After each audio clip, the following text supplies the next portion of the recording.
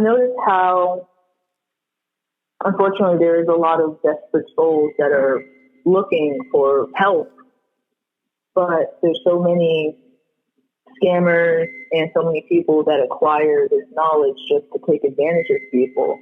It's heartbreaking. That's really the only reason why I got into offering my gifts to begin with, because honestly, I would just keep it to myself because I needed it the most.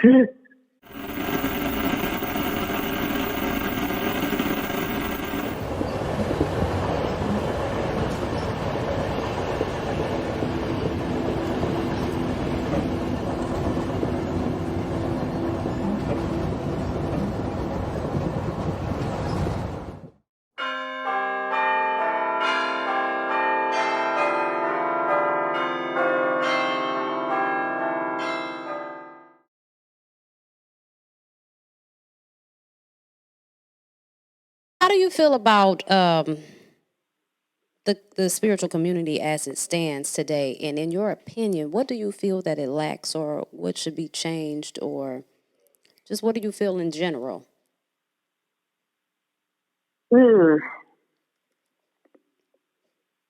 How would I explain it? I have a lot of emotions when it comes to the spiritual community. I see how it's helpful, how it's destructive, and where it needs improvement, and what doesn't need to really continue, in a sense. Mm-hmm.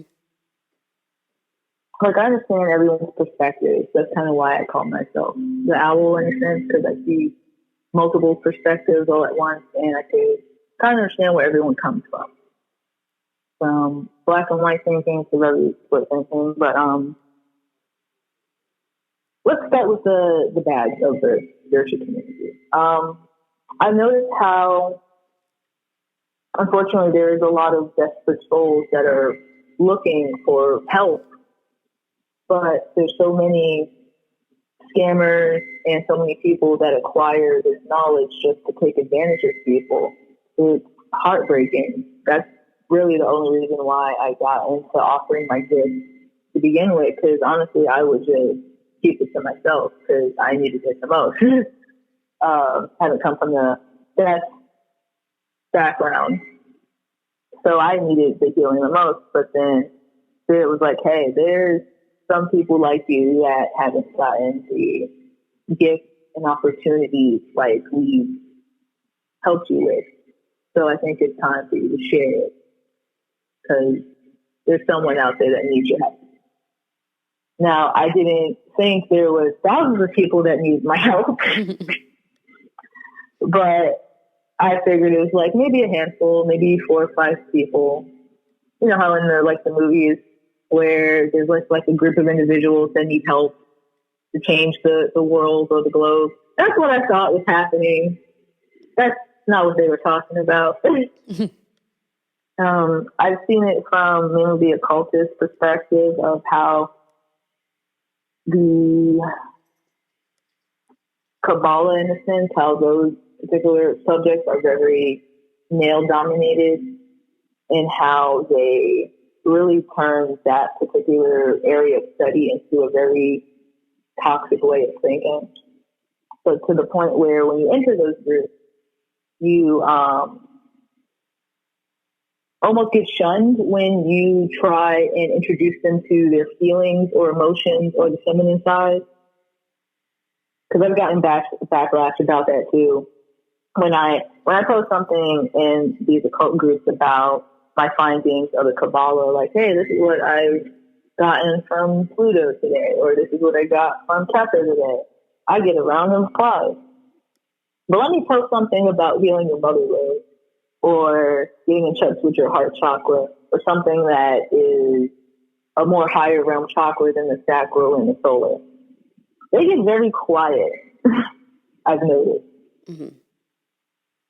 And that just shows to me how a lot of people don't get into this work for the general healing of finding themselves.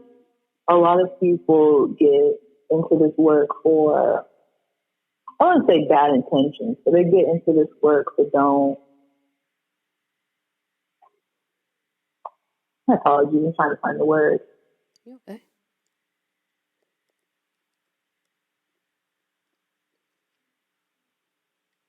I don't say they get lost in their ego. It's not that they get lost in their ego. It's almost like because a lot of people have been so subconsciously programmed by Christianity, the more brainwashed side of Christianity. There's also a very beautiful side of Christianity. It's just not taught properly. Mm-hmm. But people don't come from their religious background and do the proper work to release themselves from what Christianity taught them, and then they come over to the occult or spiritual side with the same teaching, and then that's when they run into all types of problems, is what I'm trying to explain. But the positive side of it are there's individuals like me, you, and others that I've met, very beautiful individuals that do shine a light in the collective, almost like they're lighthouses when everyone is lost. Yeah, I think that, and I've noticed a couple spiritualists, Dr. Vanessa Brooks, she's really good. Mm-hmm. And this other lady, I can't think of her name, but she's been on there with Dr. Vanessa Brooks. And they are big on deconstructing from religion. And I think that's important because, of course, when you bring in other religious systems, they will jump on all over it because they're kind of used to those type of systems. It just has a different name on it. And so you do have to let that go. I know, like with myself, I haven't went to church for years. So, it wasn't as bad. But it seems though, if I had to just assume from observation, and I say assume because I could not know, I haven't talked to these people that we see do these things, but from what it seems is they tend to lean to the things that are going to get them views. Now, is that bad? Not necessarily if it's like a bait type of thing. So you're baiting and switching. Let me bring you in this way so I can give you this message this way. But, that's a whole balancing act in itself. So I don't know.